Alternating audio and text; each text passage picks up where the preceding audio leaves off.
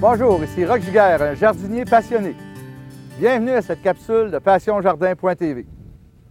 Alors aujourd'hui, pour compléter notre dossier sur les nouveautés, on est venu chez un producteur de plantes, d'arbustes et d'arbres.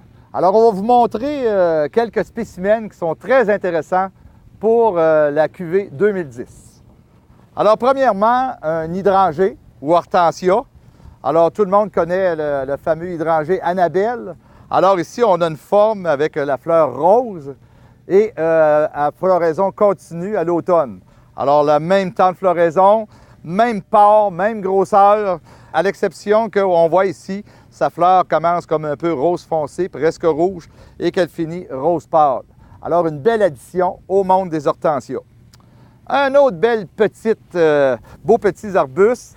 Alors ici, on a la spirée Double Play Gold. Alors, une petite spirée faite par Proven Runners. Alors, pourquoi avoir fait cette spirée-là?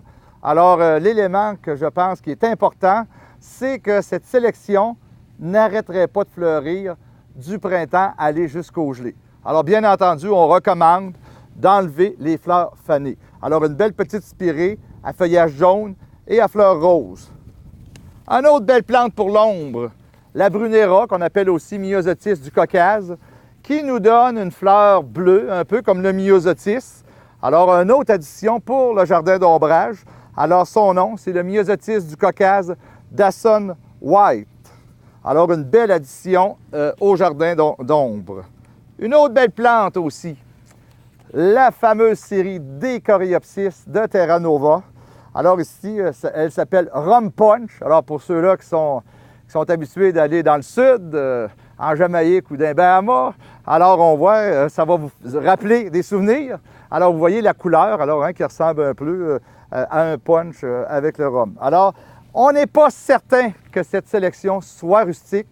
Vous pouvez la cultiver comme une annuelle parce qu'actuellement, il faut penser que toutes ces nouveautés-là, ils n'ont pas beaucoup d'expertise. On n'a pas beaucoup d'expertise au niveau de leur culture au Québec. Et voici peut-être mon coup de cœur. Regardez-moi ça. Ici, on a Mango Punch, une plante bien ramifiée, bien fournie. Et regardez, ce n'est pas un truc de la caméra, c'est bien toutes des floraisons. Alors, une belle floraison, un peu mango, hein, c'est le nom du cultivar.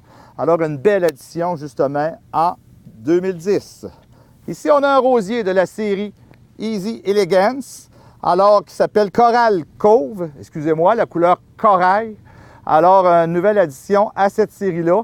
Et ce qu'on sait, hein, c'est que cette série-là, elle est garantie pendant 2 ans par le vendeur. Alors, c'est très intéressant. Pourquoi elle est garantie pendant 2 ans? C'est que ces rosiers-là sont issus de boutures, c'est-à-dire qu'ils sont sur leur propre pied. Ils ne sont pas sur des rosiers greffés. Donc, beaucoup plus rustique. Là, maintenant, on va rentrer dans un autre monde, le monde un peu des œufs chers. Alors, on en a toutes les couleurs. Alors, cette année, Electra. Alors, vous voyez, très veiné rouge. Une belle petite plante aussi colorée qui donne de la luminosité à nos plates-bandes. On a une autre plante ici qui est un Eucherella.